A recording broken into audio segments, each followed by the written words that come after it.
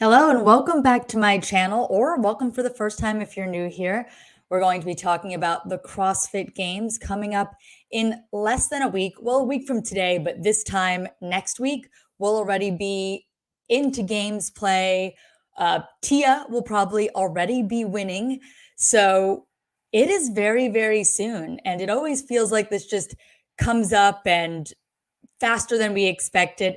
So if you have a comment, by the way, leave a comment. I try to look at all of them and I try to talk back and forth with you guys because I wanted to do this live as opposed to doing a pre-recorded video so I could get feedback if anyone happens to be watching at this time. This wasn't actually the initial time I planned to do this, but things got a little mixed up, so I decided to do it now.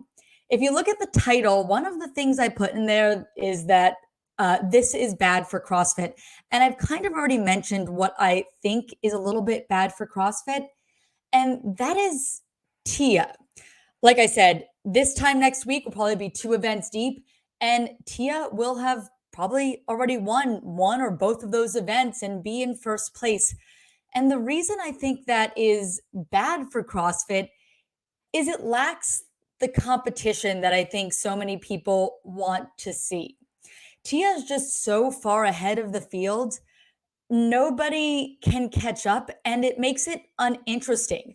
I know this year, the teams are actually finishing the games, not the individuals. That's because of scheduling with CBS and them wanting to put the individuals on TV. The time they have to be on TV is earlier in the day. So they're going to put the individuals first and they're going to finish the games first before the teams so that that can be televised. And I just think it's not interesting for people who may not be interested in CrossFit just yet. What I mean by that is if you were to turn on a football game and one team's ahead by 20 points with 3 minutes left, you know the winning team, when they get the ball, they're just going to kneel it and it's going to be over. If we come to the CrossFit Games on CBS on Sunday and Sean Woodland's like, Tia Claire Toomey is 300 points ahead of the field and she is guaranteed to win this, less people are going to want to watch. If you already are invested in the sport, you probably will want to watch. But if you're not, why would you watch something where the winner has already been determined before the end of the event? So I really think that because Tia is so far ahead of the rest of the field, it's just not going to be as good for CrossFit. MLK, I want to say hey to you. I see your comment. Thanks for watching. So I think that this is why we need to see the women's field really do what they can to try and catch up to Tia. I was watching Savant's podcast 2 days ago, I believe, and they had Haley Adams on. He opened up the phones. I called in and I asked Haley, what is it going to take to beat Tia?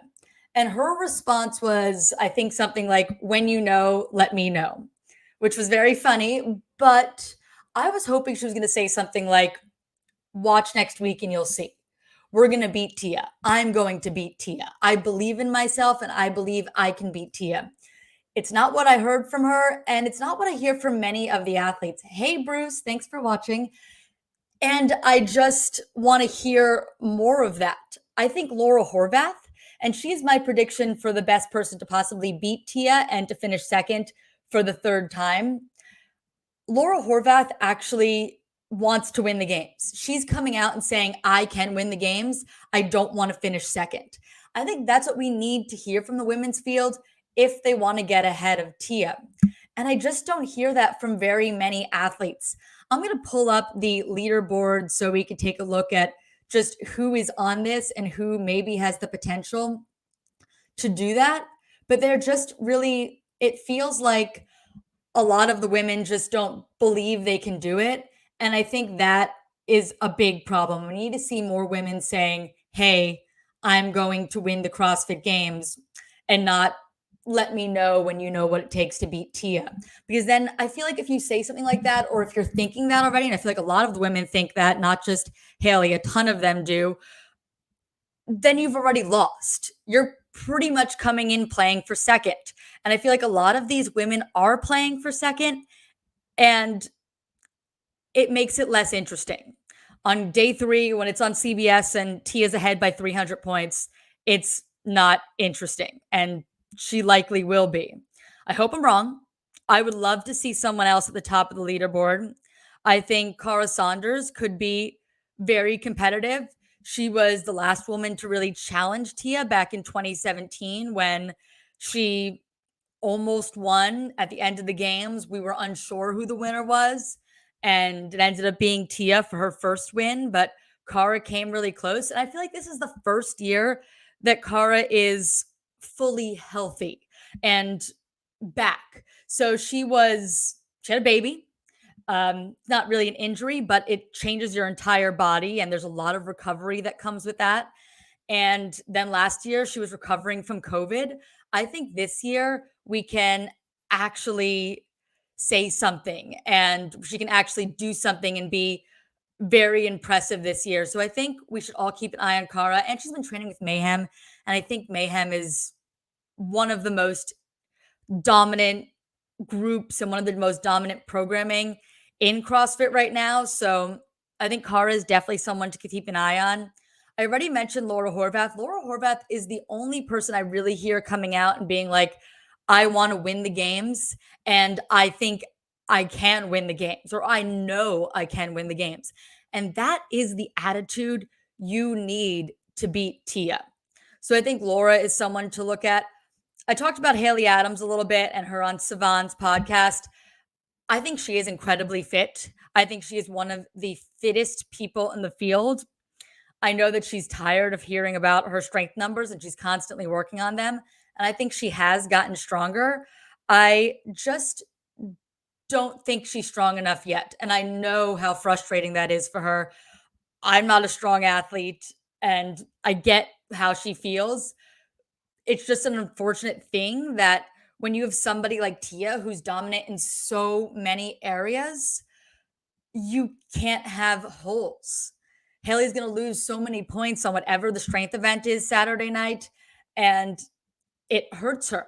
So my hope is maybe the strength event is something that she can do well at. Maybe it's ladder style and other women get thrown off by the fact that they have to move so quickly and they're used to lifting slower. And Haley's great at high percentages, moving quickly, and she can do well on that.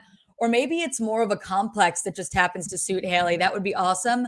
But because she is a weaker athlete, I don't think that she has a chance yet to unseat Tia. I really think Laura is our best bet. And I don't know if anyone's seen this, but Ben Smith had a podcast where they talked about how they believe Laura can win the games. And she came in as a rookie and finished second. So, and she wants to win. I've said that already, but I think that's such a significant part of this is that so many of the women don't believe that they can be winners, that they can beat Tia. And Laura does, and Laura's very focused. So I really think we should be keeping an eye on Laura and Cara. Those are really the two biggest ones. I know a lot of people are talking about Mal, and I think Mal has a ton of potential. And I think she can win the games long term. I just don't know if this is the year yet. She's still young. She's working with Matt, and I'm sure she's getting a ton of awesome feedback from working with Matt because Matt knows how to win. We know that. But I just don't think it's her time quite yet. Hey, Jessica. Thanks for joining us. I just don't think it's her time quite yet, but I think we're going to see a lot from Mal in the future, and she could possibly win some events like she came out and won last year. And I think we need more women in this field to start taking risks. I think part of the problem is so many of them play it safe. They're like, if I can finish second to Tia, that's perfect. That's great. That's all I need to do because I'm not going to beat Tia. Or they don't want to misgauge the workout and go out too fast and then possibly lose it later on. And I think more women have to take risks. If you're going to beat Tia, you're going to have to take advantage of your strengths. And even if that is to make you more fatigued for the next workout later in the day, I think it's more about trying to get in between her and trying to get between her and first as much as you can versus trying to see how you can finish best on the leaderboard. I know for each individual woman, they want to finish in their best placement so they can get more money and all of that stuff. But that's what I mean when I said on Savan's podcast, I think it's going to be a group effort. When women see the ability to win an event, to do really well, they need to take that risk. Even if it goes poorly and they finish less well than they could have if they would just went more moderately, I think they need to push it. I remember hearing after Granite Games, Danny Spiegel decided to go with 245 for her complex lift. And I think that's also what Tia did. And she was like, it would have been cool to have a heavier lift than Tia, but there was no reason to do it. And in this circumstance at semifinals where Tia wasn't competing at the same semifinal, she is right. But at the games, you have to take that risk. Go 5 pounds heavier than her if you have the opportunity to. Yes, maybe you fail. And then instead of tying her, now you're in third, fourth, or fifth. But if you do better than her, those 100 points are going to be so significant. And those are the risks the field is going to have to take if they want to beat Tia. And I think, like I said, for the good of CrossFit, they need to do this. The women's field needs to take risks. If we want to build this sport, if we want to make more people excited about seeing it, we can't see the same people winning over and over and over again. It's boring. If we already know who the game's winner is today, if it turns out to be Tia, what is there to watch? The second, third, and fourth place person? I mean, it's interesting and I love the sport, so I will always watch it. But I think that it would be more interesting for people who aren't yet watching it if they do be more competitive. Let's see. Teddy Williams said, I think Savan said it well when he stated that women need to work together by beating Tia with a bat if they want to win. I don't think that's allowed, but it would probably be one of the most efficient ways to do it. But it's definitely not allowed. And I don't think that anyone should be beating Tia that way. She is a fantastic athlete, and it is so impressive to watch. And in the future, when we look back on it, we'll be like, whoa, that was incredible. But I just think that it's just not good for the sport. When I think back to things like UConn women in basketball and college basketball being so dominant, it didn't help making women's basketball interesting because people didn't want to watch. People wanted to watch when they had a chance of losing because that's interesting. Watching the same people win over and over again, it's boring. So I think that for CrossFit, we really need to see the women's field step up and do what they can to beat Tia. Now, other things going on that we've not quite touched on yet. Heavy lift Saturday night. I think there are so many cool options for what this can be. And I obviously don't think it's going to be like the snatch that we saw last year. I think it's going to be something totally different. Adrian Bosman programming the games. This is a really exciting year to see change in the CrossFit space. I love Dave Castro's programming. I think Dave is great. And I think to some degree, we're going to all miss it, his programming and his style. But because there's someone else doing it now, I think there's so many unknowns. And maybe that will help with the issue of Tia constantly winning. Maybe new programmer, although she won her semifinal and Adrian didn't program that. I like this overhead squat. That would be an awesome lift. It's one of my favorite lifts to watch. And there's so little room for error compared to something like a clean. I think it would be an awesome lift. So maybe that. I do think maybe it won't be just a single lift. I think it's going to either be maybe a complex or maybe a ladder. I think ladders are super exciting. And I think that Adrian has hinted this is going to be a very exciting event Saturday night, likely in the Coliseum. So I think a ladder could be fun to watch. I think overhead squat's a little bit harder to do versus on a ladder because you don't pick it up from the ground the same way. That would have to come from the rack, but could be right. That could be what we're doing. And that keeps the theme of quarterfinals and semifinals. Yeah. So we shall see. What we do know there's going to be, if you checked CrossFit Games Instagram this morning, there is going to be a bike workout. We're returning the bike. It looks like a mountain bike to me. It has thicker wheels. If you know, like a road bike has very thin wheels. So imagining it's going to be over some sort of dirt or something like that. Or I just can't imagine doing a long road race on such thick wheels. But again, they'll all be using the same thing. So maybe it's fine if they're going to be road biking. And I know they do have a course set up, could be for running, could be for biking. So they could just be biking on these thicker bikes. Who knows? But yeah, that's what it looks like. Teddy Williams said it looks like a mountain cyclocross bike to me too. Yeah, so they could use those on the roads. They'll be much slower compared to an actual road bike. But as long as everyone's using the same tool, I guess it doesn't really matter. Madison is a great city for biking. I did some biking when I was there. So I used to live in Madison. I lived in Madison back in 2018, I believe 2018. So that could definitely be something we see pop up. We should take a look at the men's field too. I think the men's field is going to be much more interesting than the women's field. I think there's much more parity in the men's field. I have to say again, I don't want to see Justin Medeiros win. And a lot of people are already calling on him to be a repeat winner. And again, it's boring. It's boring to see the same people win over and over again. And I think Justin is much closer to the field. And if we're talking about all the previous winners from last year, Tia, Mayhem, Justin, I think Justin is the person that is most likely to fall to the field. And I want to see the field push him. The same people winning over and over again is not what we want for the sport. And I think there's a lot of cool people here that can give him a push. It would be great to see Patrick Vellner or Brent Fikowski finally make it to the top of the podium.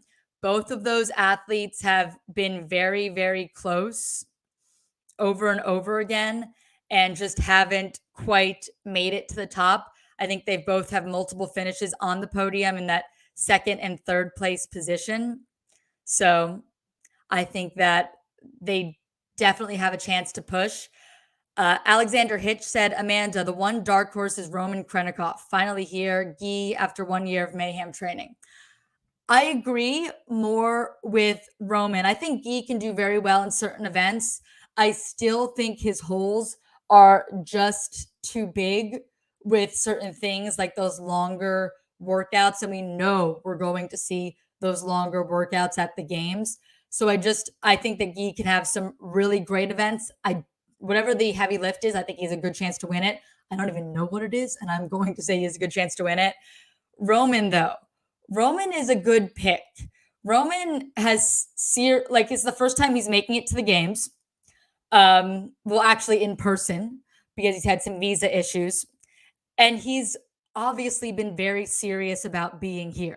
He's changed his whole life. He's moved over here. He had a baby in Russia while he was here. I don't even know if he's met his baby yet because of his training for the CrossFit Games. And if you're going to give up something like seeing the birth of your child, you're here to win. I don't think you're here to play for a podium position. I'm sure he'd be happy with the podium position, but I think he believes he can win. And I think it's going to be really cool to see him actually in Madison for the first time. And he's been there training, getting ready in that area and getting ready in the environment that he's going to be performing in the games. And I think he is someone to definitely watch. Another comment from Alexander, if the games are more monostructural suffering events, Roman can win it, just like Sam Briggs did in the past. I would agree. I also think Roman is pretty strong, though. Teddy Williams is saying Colton, the people's champ, Colton Mertens. Maybe. You never know. I have some doubts that Roman is not that Colton could win the games. I just think that he has some things working against him, but I think he is the people's champ, and I think people are going to love to see him at the games this summer. But Roman really, I think, is someone who can push for the podium. Roman, Brent, Pat, those are all people to look at. Oh, and Saxon Panchek. I think Saxon Panchek can do really well. He finished very close to the podium last year. and he has only gotten better. And he's done so well in the Open, quarterfinals, semifinals. Hopefully, he didn't peak too soon. That would be my only concern. But he's working with Proven, and Proven is Tia's programming. And I am confident they know what they're doing and that Saxon has a real chance for a podium position. Taking a look at this whole leaderboard, though, I still see Phil Toon here, who I'm pretty sure will not be competing because he got popped for PEDs. I wonder when they'll be updating that. Like I said, we are less than a week from the start of the games. So it seems odd to have some of these people still on the leaderboard. So we shall see when CrossFit actually updates that. Um, that has me curious.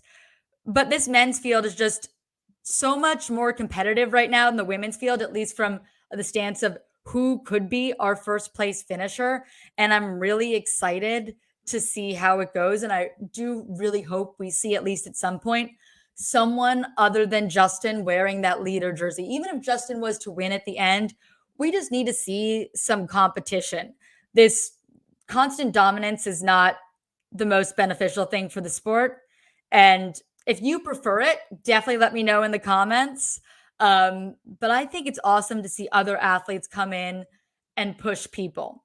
And on the women's side, we have 15 rookies. So I think that kind of be exciting to see what some of them can do. Let's see. Alexander Hitchell said Morning Chalk Up talked about 3 women who could improve the most from last year: Sydney McAlishan, Dahlstrom, and Ellie Turner. Of those, who is my pick? Out of those, I think Sydney can do very well. I think they all can do very well. They all have top 10 potential. I don't think they'll all end up in the top 10, but I do think they all have potential to do that. I'm not so sure about Ellie making a huge jump from last year. I think out of these, I'd have to go with Sydney, but we shall see. Kenneth said maybe Toon's appeal is still pending or something. I imagine that is still the case. I imagine it'll be pending even after the games, but I don't think that that's going to be that's going to keep him on the leaderboard. I think that maybe it's because CrossFit hasn't officially announced that he's been popped for PEDs and then he has to be taken off the leaderboard. But it is strange to see that we still have people on the leaderboard who have admitted to things and said they're no longer competing. I feel like a week out from the games, for planning purposes, for people that are watching to get excited about things, we should just have the correct people on the leaderboard. Let's head over and talk about the teams for a second, because I'm hoping we can have a battle here too. I'm hoping this is a year where we see just more exciting finishes versus athletes versus the games being determined before the final event. I don't think anyone wants to see that. CrossFit Mayhem Freedom, of course, is our dominant team, right? That's who we expect to win all of this. But we have CrossFit Reykjavik and Annie Thorsdottir, who set up this team with the intention of beating Mayhem. The last time that happened, the last time a team came together to beat Mayhem, they did it. That was the Wasatch Brutes, and in 2017, I believe, and they won the games. They put together the team just for that, and they managed to win. Maybe it can happen again. I think that you have to learn from history, and maybe Rich has learned from it in the sense that he's more ready for this than he was in 2017. But I think that they have a solid chance. I think that Reykjavik has arguably some very, very competitive women. I know that so does Mayhem. Mayhem does have great women. Taylor Williamson is a great team athlete. I think that Andrea Nisler could do well on the individual side and the women. But just last year, Annie finished 3rd, less than a year after having a baby. If she can do that, she is obviously one of the fittest women in the field. And I think that she's fitter this year. She said that she's only getting better. I think she's a very focused athlete, and I think she has a real shot at possibly unseating Mayhem. If I was making a bet, I would bet Mayhem wins again and Rich takes his 10th first place finish at the CrossFit Games. But I am hopeful that maybe Reykjavik can do it. Stone Free 00 says Reykjavik is overrated. Wouldn't surprise me if they didn't podium. Nothing would surprise me, but I hope to see them do really well. And I think they have a bunch of good athletes. I think part of it is that they're definitely not as experienced being on a team as Mayhem. And they're going to have a lot to overcome, only having one team experience under their belts. And they, have a chance of not ending up at the podium. But I also think they have some fantastic athletes and they're going to learn quick on the fly, and that Annie wants to win. I think she's determined. Alexander Hitch said, calling it now, CrossFit Oslo will be second this year. I trust Kristen Holta. Also, I believe that Garns could be rookie of the year. All right. So on the Oslo thing, why can't Oslo be first? You don't think they can beat Mayhem? I agree. Oslo is a bigger threat than Reykjavik. And I also agree that if I had to pick one other team to beat Mayhem, it would be Oslo. I mean, they were on the podium last year. They're a fantastic team. Teddy also brought up that their girls and Holta beat the Freedom girls plus Haley at Wadapalooza this year. That is very true.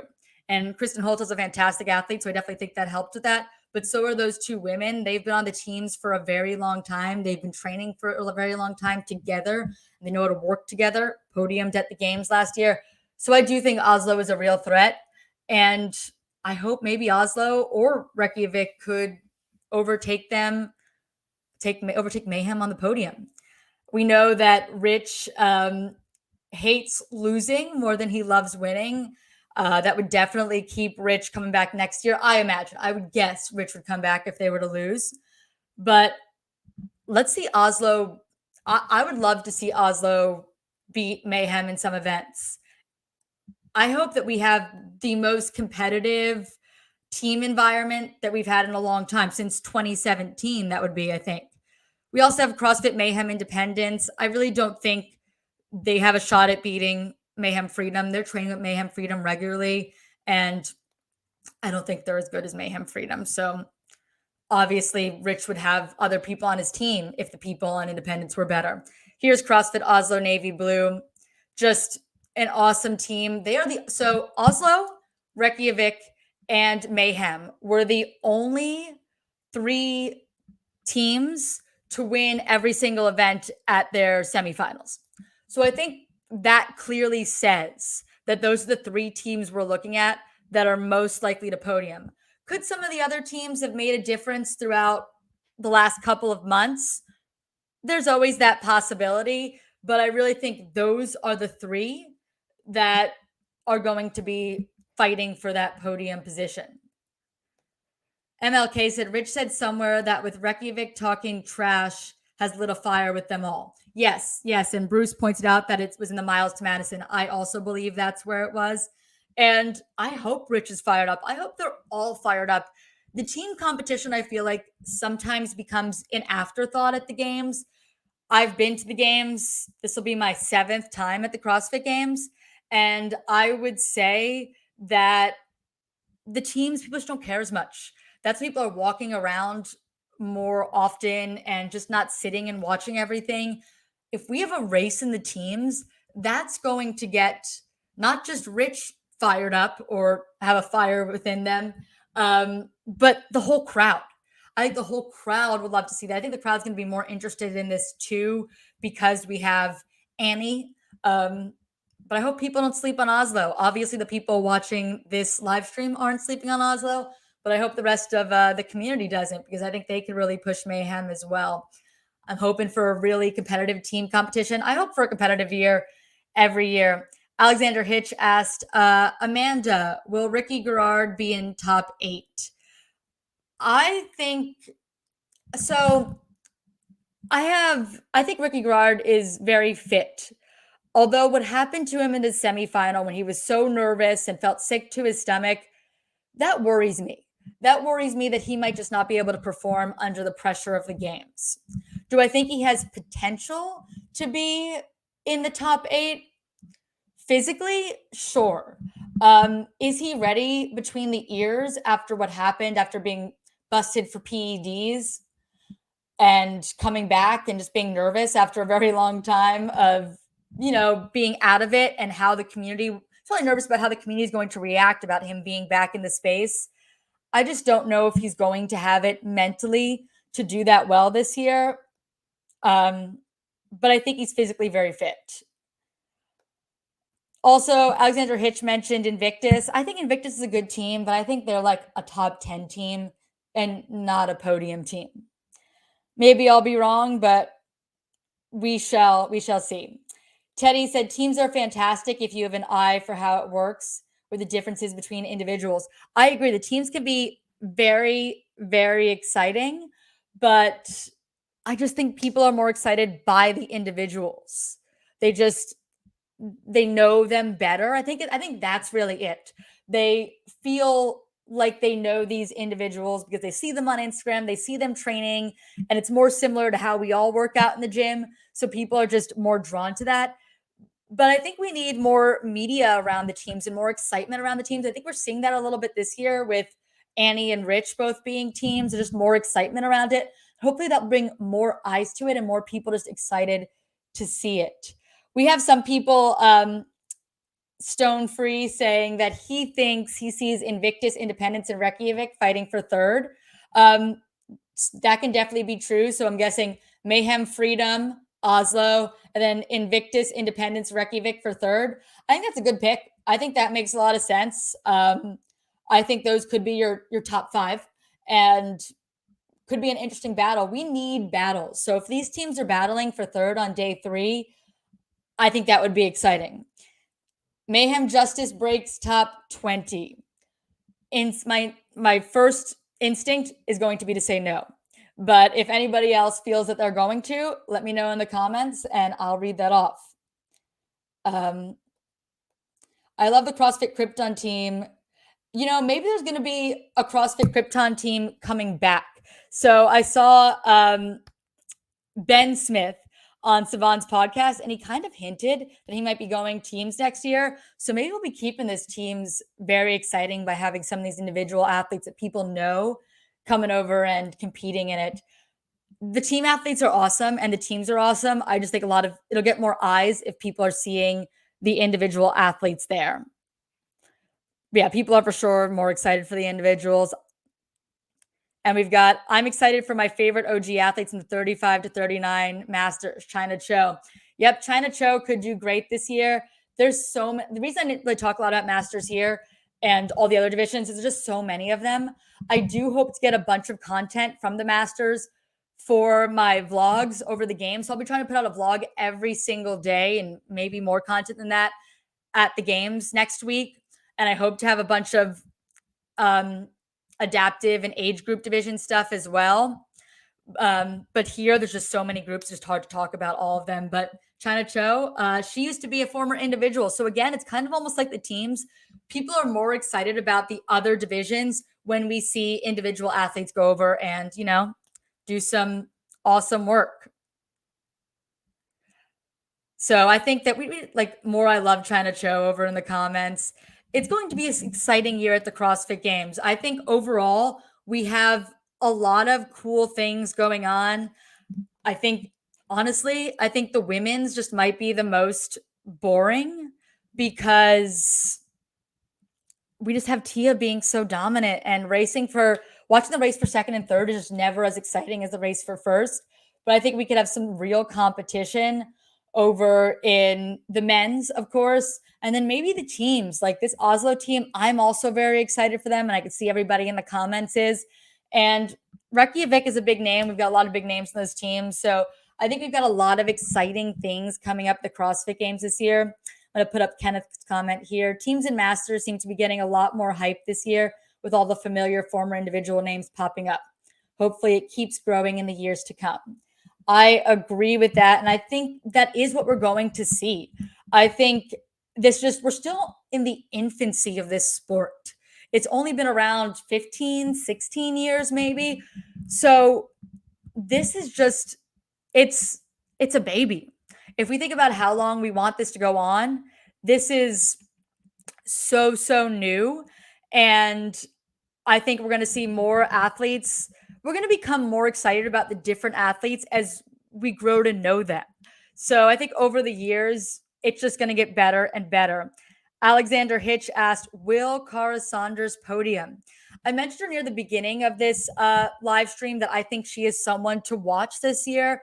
This is her first year coming back since 2017, I believe, that she's going to be fully, I think, at her best potential. So the problem was she had a baby, and that takes time to recover from. That's a major life change.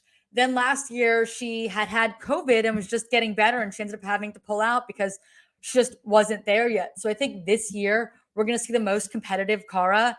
And when Cara is at her best, she can fight for a podium position. I guarantee it. I guarantee you that if Rich goes Masters next year, there'll be more coverage of Masters. Yes, that is a fact, MLK. I also believe that.